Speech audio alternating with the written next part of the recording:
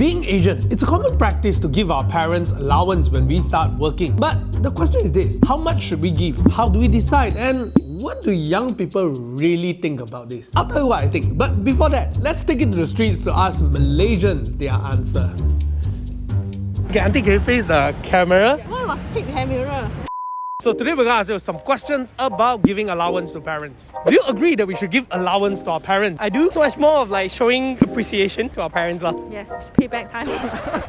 No lah, gratitude lah. I agree that we do have to give them allowances as a gesture of goodwill, empathy, love, compassion. Sebenarnya kalau untuk membalas jasa tu memang patutnya macam tu lah. Return apa jasa dorang masa kita kecil. When it comes to giving allowance to parents, is there a guideline that you use to decide how much is suitable to give to them? For me, it's considering my expenses and what I can provide. It's actually based out of my own comfort lah, how much I can give to my parents. Ikut berapa kita ada. Dan kalau kita ada lebih, kita beli je lah. As long as they can use it, it's enough, it's sufficient, and it covers some things. It doesn't have to cover everything. As a parent, do you have any guidelines in terms of how much the children should give back to parents? Up to the children's will. Oh, is it? No.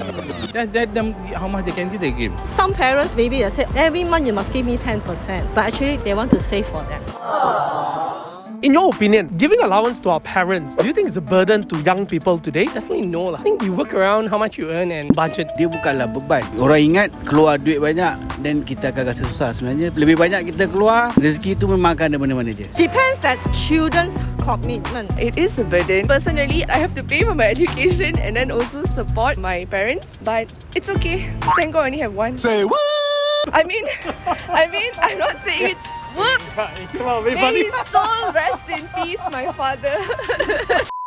As a parent yourself, what other non-monetary way to show gratitude aside from money? It's a lot. Belanja makan, bawa holiday. Buy insurance, buy groceries, buy things that they will never buy for themselves. Once in a while when I go back to see my parents, I know they like fruit, so I buy things like exotic fruits or premium fruit to let them try. If my mom want to visit friends, we fetch her. When my parents go and see doctor, we always accompany them. Not even talking about parents, my grandmother, we give her money every month. She keeps it in her bank for her funeral.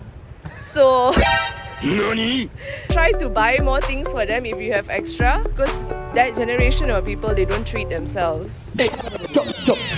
Okay, you know we make financial literacy videos for free like this to help you make better decisions. And it's only possible because there are brands who are willing to sponsor our channel. So please bear with me for a moment as we thank our sponsor for this video. You know lah, it's literally my job. The sponsor for this video is Prudential, and I'm glad because I've been using their product for the past 10 years. So talking about taking care of our family members, perhaps you'd like to give back to an aunt who's like a second mother to you, or your grandparents who took care of you while you're growing up. If you are that person, Prudential Malaysia has something for you. They acknowledge that family comes in all shapes and sizes. So recently they launched a Made for Every Family campaign where the insurable interest is expanded. That way you can protect every family members that matters to you, such as your parents, brothers, sister, uncle, auntie, grandparents, cousins, and many more. So check out the link in the description below to learn more or speak to your Prudential Wealth Planner today. Now, back to our video.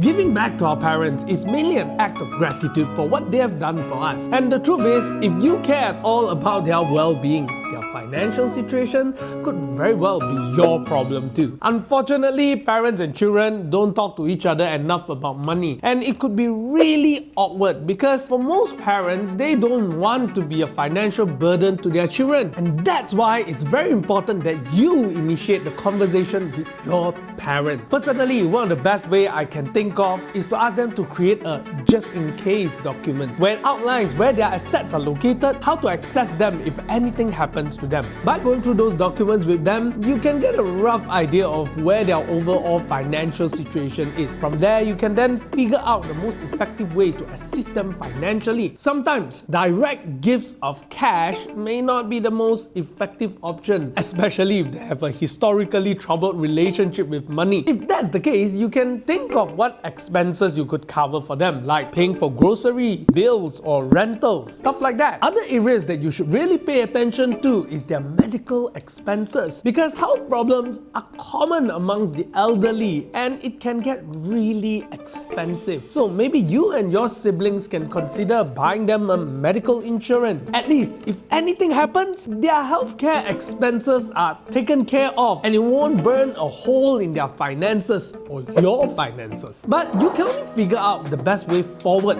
when you have that money conversation with them. So have you talked to your parents about money yet?